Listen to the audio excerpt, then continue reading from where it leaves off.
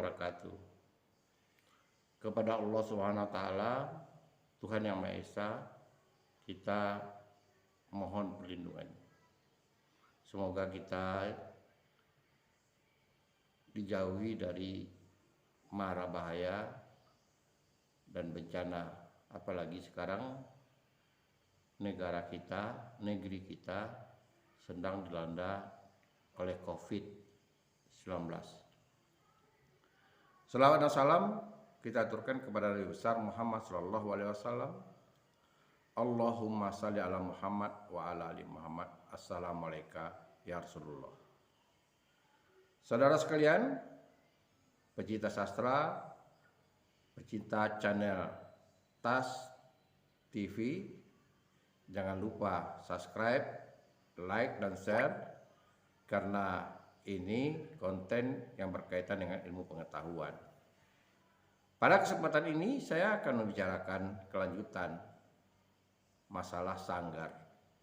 Sekedar mengingatkan Anda, dalam sanggar sastra kita mengolah 4 keterampilan berbahasa, yaitu menyimak atau mendengar. Kalau dalam kurikulum dikatakan mendengar, kemudian membaca, itu bentuk kegiatan bahasa yang pasif, dan berbicara serta menulis bentuk kegiatan yang aktif produktif. Pada minggu yang lalu kita sudah bicarakan bagaimana kita melatih kemampuan itu untuk kepentingan 4 keterampilan itu, yaitu melatih kita memulai dari meditasi, mengosongkan diri, lalu kita melakukan gerakan tubuh, ya semacam senam untuk melemaskan sendi-sendi, dan kemudian kita dalam posisi yang sempurna melatih vokal dan pernapasan. Dari vokal, kalau sudah duduk, artikulasi dan titik artikulator ketika mengucapkan vokal, dan sudah duduk pula pernapasan melalui perut, maka kita tingkatkan bagaimana kita mengucapkan kata. Dari yang sederhana, dari kata kita latih sampai ke frase, supaya vokal yang kita ucapkan, suku kata yang kita ucapkan itu jelas adanya, didengar oleh orang bahwa itu benar adanya. Misalnya kita melatih bagaimana melafalkan e pepet dengan e biasa, itu salah satu contoh. Itu mengucapkan bunyi o dengan benar, mulut yang bulat, dengan e yang bibir ditarik ke samping, a yang terbuka dengan i yang melebar ke samping. Jadi jelas, setiap huruf kita lafalkan dengan jelas. Nah, tentulah percepatan latihan itu tidak seperti kita mengucapkan dengan benar, karena ini latihan. Ya, kita seolah-olah belajar membaca sate misalnya. Jadi kita per huruf kita latih agar terbiasa. Satu. Yang kedua, kita mengatur tempo pengucapan. Kita mengatur tempo pengucapan karena di dunia pertunjukan, kalau Anda di panggung, itu tidak bisa kita bicara secara intonasi normal. Tidak jelas nanti sama penonton pelafalan kita. Yang dikatakan vokalnya tidak jelas. Tetapi dengan pelafal yang jelas, sesuai dengan posisi artikulator dan titik artikulasi, mudah-mudahan ini bisa. Dan kita juga sudah bicarakan bagaimana teknik memberi isi. Teknik memberi isi, artinya bagaimana kata itu bisa kita isi, ada jiwanya, ada rohnya. Dan itu akan menimbulkan latihan intonasi. Bagaimana kita menggunakan intonasi yang beragam. Satu kata saja bisa mengandung beberapa intonasi. Misalnya kata makan tadi. Makan, tanda tanya. Beda dengan makan, perintah. Beda lagi dengan makan. Nah, kita bermain melatih itu. Bergiliran kita melafalkan kata agar tidak sama-sama satu dengan yang lain. Gitu cara kita secara cerdas melatih bagaimana kita mempermainkan intonasi. Dari satu kata ke kata berikutnya, ke frase, sampai ke kalimat, sampai ke satu dialog. Nah, jika kita sudah bisa memberikan isi pada teks tertulis, niscaya kita sudah bisa mampu berbuat aktivitas yang tidak perlu ditonton oleh orang seperti drama radio, pembawa acara radio, sebagai pendamping. Nah, itu salah satu model bentuk lapangan kerja. Dan kemudian, tetapi kalau kita ingin mentas, ada penonton yang secara visual melihat kita, tentulah kita harus meningkatkan lagi dengan latihan mimik dan gestur tubuh. Dimulai dari mimik ini di muka. Bagaimana kita, wajah kita ini membantu pengisian dan intonasi, pengisian teks dan intonasi. Nah, bagaimana kita misalnya menggerakkan mata, bunyi marah dengan kalimat tadi makan marah, tanda seru. Atau mimik kita ini seperti bingung bertanya, memberikan berita seperti tidak disangka, makan. Kita akan melatih seperti itu. Begitu ya seterusnya latihannya. Ya, latihan kita melatih intonasi namanya. Karena kita sudah singgung bahwa intonasi itu dalam bahasa itu ada 3 jenisnya. Ada dinamik, ada tempo, ada nada. Kalaulah ini sebuah bumbu intonasi, bagaimana kita meracinya? Presentasinya itu gimana? Kita yang tahu. Supaya lebih enak gitu. Orang punya pengetahuan tentang bumbu masak soto misalnya. Tapi kok orang menjual soto itu berbeda-beda rasa. Ya kiatnya dia, porsinya itu. Ya ada satu dia lebih memberikan garam sehingga soto itu setengah asin. Ada satu yang dominannya pada bumbu bawang goreng sehingga warnanya harum dan sebagainya dan sebagainya. Nah, ini yang satu contoh. Kalau dalam teater ya mulailah kita latihan wajahnya. Tapi kan tidak mungkin hanya wajah yang dilihat orang. Semua gestur tubuh kita mulai dari ujung rambut sampai ke ujung kaki. Oleh karena itu, di samping karakter muka kita, mimik yang dikatakan oleh orang, maka kita juga aura tubuh kita, gerak-gerik tubuh kita. Bagaimana kita berposisi berdiri atau melangkah, jadi yang serasi sesuai dengan apa yang kita ucapkan atau bentuk tanpa suara tapi sebuah reaksi dari sebuah peristiwa atau ucapan. Itu kita latih. Melatih bagian tubuh itu. Nah, jika dasar itu sudah kita lakukan secara rutin, niscaya Anda akan mulai perlahan berubah, mempunyai skill keterampilan. Lalu outputnya apa? Nah, outputnya mulailah meningkatkan diri. Kalau kini ingin tampil sendiri, kita di atas panggung, salah satu diantaranya adalah menjadi MC, pembawa acara. Nah, di samping tadi intonasi, pernapasan, dan mimik gerak tubuh, kita tentu harus pandai bagaimana membangun situasi. Karena dalam sebuah panggung sebetulnya yang dipelajari itu bukan seni pentasnya saja, tapi bagaimana seni berkomunikasi dengan penonton.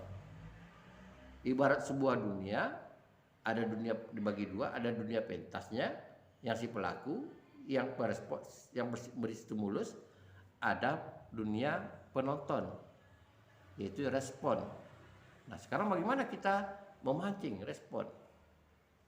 Kalau seandainya responnya itu bagus, bisa jadi dia menambah energi kita, membawa acara, menambah semangat kita, menambah itu. Belajar membawa acara yang pertama kali mungkin kita hanya membaca teks dari susunan acara. Meningkat kemudian kita bisa memvariasikan teks itu, menghidupkan, misalnya dengan memberikan semacam komentar sebelum acara selanjutnya, dan kita melepaskan dari literasi teks sehingga kita buat spontan dan seterusnya. Meskipun teks itu kita pegang, takut kita lupa gitu, tapi kita sudah mulai menyusun dengan kata-kata kita sendiri, bukan mentranslate dari teks. Kita pahami apa yang ada dalam isi teks, tapi untuk menyampaikannya kita menggunakan pesan sendiri. Itu yang paling sederhana. Kenapa paling sederhana? Saya katakan membawa acara kayak protokol, ada waktu jedanya. Satu acara kita tampilkan, ada orang yang mengisi, lalu kita ada jedanya. Ya, rasa gugup kita barangkali perlahan itu akan teratasi. Karena tidak lama, kita membuat acara tidak lama. Beda halnya kalau kita berdiri itu sendiri, full. Nah, ini contohnya stand up comedy. Stand up comedy itu ya kita terus harus cari bahan. Nah, ini berkaitan dengan keterampilan menulis. Apa bahannya? Yang pertama adalah peristiwa-peristiwa yang kita alami. Banyak stand up itu dia menggali dari apa yang dialaminya, menertawakan apa yang menjadi prihatin di dalam hidupnya. Nah, ini satu contoh. Dibuat konsep, lalu mana bagian-bagian yang bisa memancing orang ketawa. Stand up comedy tidak harus full text, harus diberi ruang untuk improvisasi, harus diberi ruang. Kenapa? Karena ketika kita stand up, bisa jadi apa yang kita bayangkan situasinya tidak seperti itu. Apa yang kita perkirakan akan menjadi joss, menjadi ketawa orang, bisa jadi tidak. Bisa jadi tidak ketawa. Nah, sekarang bagaimana membangun itu? Salah satu diantaranya misalnya kita mengajak penonton main. Bukan disuruh dia berdiri, tidak. Kita berkomunikasi dengan penonton. Kita melihat orang stand up misalnya mengatakan, siapa yang belum COVID misalnya. Ada yang menunjuk, misalnya ada satu orang belum COVID. Kenapa belum COVID? Mau COVID misalnya. Kita candai itu objek. Atau kita bicara tentang sesuatu yang menarik minat orang, jomblo. Jombloan dan jomblowati. Jombloan itu untuk laki-laki, jomblowati itu untuk perempuan. Dan banyak trik-trik lain gitu dalam dunia stand up comedy, dan itu ditulis dulu, belajar ditulis dulu. Ada runtutnya, ada klimaksnya, ada punchline-nya. Kalau kita buat satu pernyataan ketiga misalnya disimpangkan oleh orang, disimpangkan. Bagaimana cara kita belajar? Bisa secara teori, tapi tidak bisa cara kita mengamati. ya kita amati orang, karena sebagian besar stand up komedian kita itu dia berangkat dari bakat. Jadi bukan ada sekolah khusus untuk stand up, tapi dia bermulai dari bakat. Mungkin saja dia biasa mengadakan lelucon itu di lingkungan kecil, di kelompok kecil, sampai dia berani berdiri sendiri di depan panggung. Dan ada juga yang bergabung di komunitas, yang senior di kafe, mungkinnya kerjasama dengan kafe, dia buat acara stand up, spontanitas, itu komunitas. Siapa yang mau, dari sana nanti akan tahu siapa punya bakat, baru dibina, baru diberikan saran-saran gitu. Apa kelemahannya, apa kelebihannya. Jadi semuanya yang perlu latihan. Perlu latihan. Itu kuncinya. Tanpa latihan, skill itu tidak akan datang dengan sendirinya. Nah, kalaulah kita sudah mampu berbahasa dengan sendiri, sesuai dengan kaidah, dan mampu kita membuat naskah konsep pidato kah, konsep stand up kah, konsep apa saja yang sifatnya tidak kita baca, tapi sebagai panduan kita untuk berbicara. Kenapa tidak kita masuk ke dunia yang namanya dunia teater, dunia pertunjukan. Dunia pertunjukan itu misalnya pementasan, kalau memang ada pentas, atau sekarang di sinematografi. Saya katakan sinematografi pasti kesannya tinggi. Orang sudah punya kamera canggih dan semuanya. Tapi cukup kita menggunakan kamera yang ada dulu. Sebagai mahasiswa, ya kita punya HP, ya HP. Kecuali jangan menggunakan HP rusak.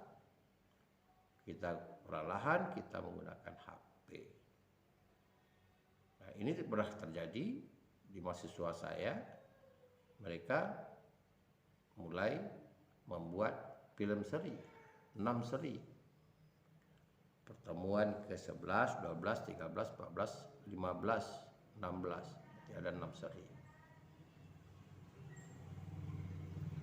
Nah, dalam kondisi COVID begini, gimana caranya? Kita tidak bisa harus tetap konsentrasi pada 3M. Caranya ya kita gunakan media YouTube. Media YouTube itu apa? Ya kita ingin misalnya bagaimana kita melatih bermain peran karakter.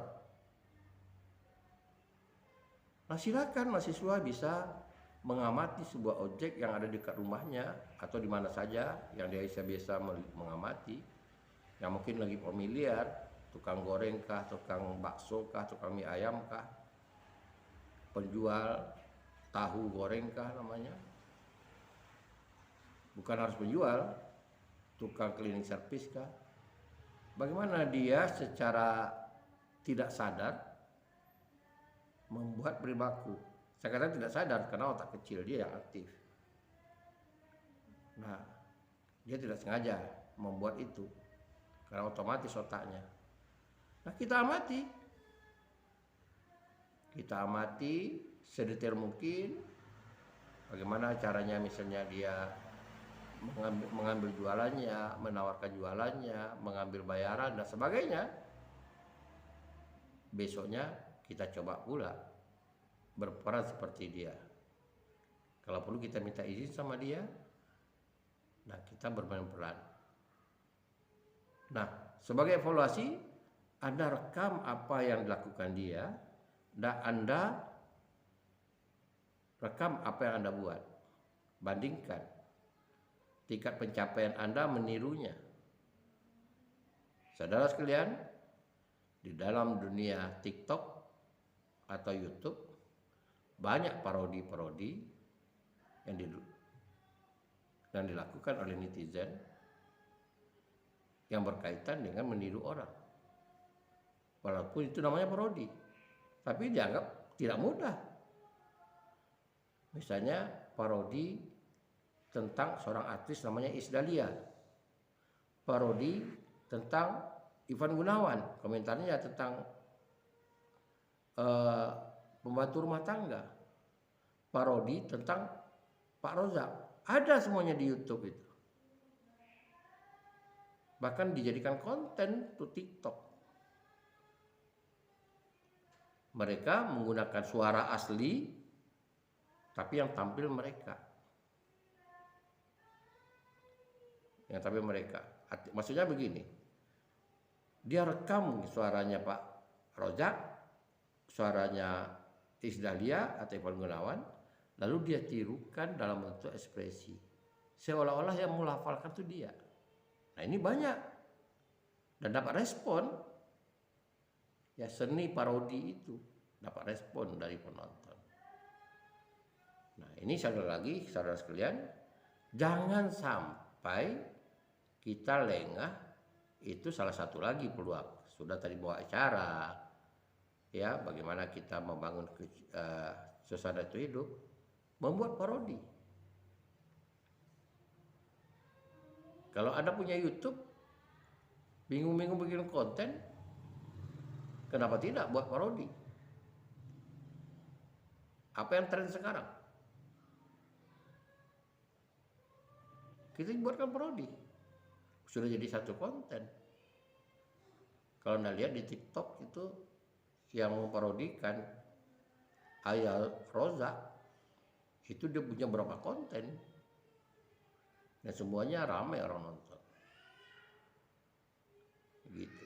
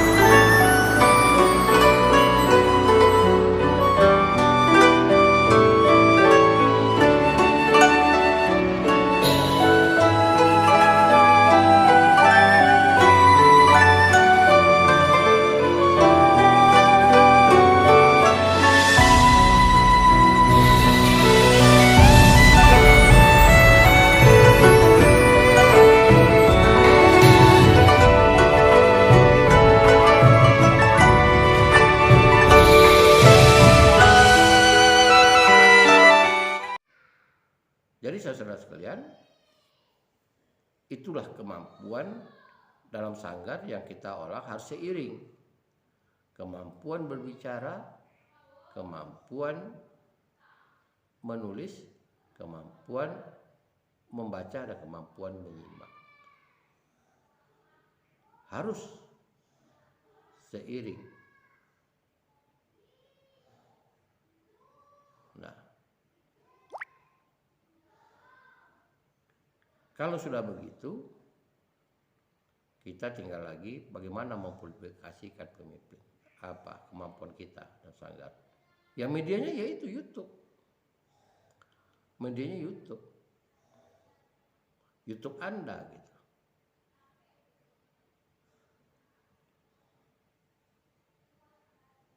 Ya semoga Anda mengerti apa yang saya maksudkan.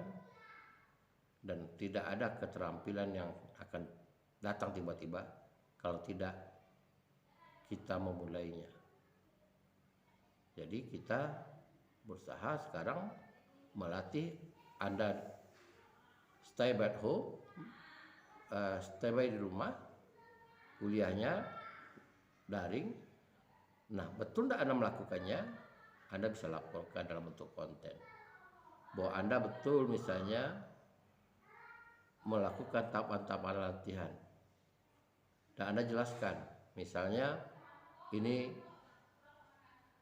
dalam duduk mengosongkan diri, bagaimana duduk yang benar, dan seterusnya dan seterusnya.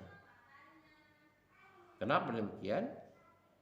Yang pertama, untuk pembuktian Anda mengikuti tidak apa penjelasan saya itu dengan benar. Yang kedua, ini jadi dokumentasi untuk orang lain bisa mencontoh pola-pola latihan yang Anda buat, mulai dari latihan konsentrasi, latihan pernapasan, latihan vokal, dan bagaimana tingkatannya membawa acara, baik itu acara formal maupun acara tidak formal. Nah, kita mulai berlatih. Semoga Anda paham dengan apa yang saya lakukan, karena kita tidak bisa berjumpa dengan langsung, tidak bisa kita praktekkan langsung. Anda praktekkan di rumah, lalu laporan gambarannya Anda buat konten di YouTube Anda, dan semoga Anda paham dan dimengerti. Demikianlah, wabillahi taufiq hidayah. Assalamualaikum warahmatullahi wabarakatuh.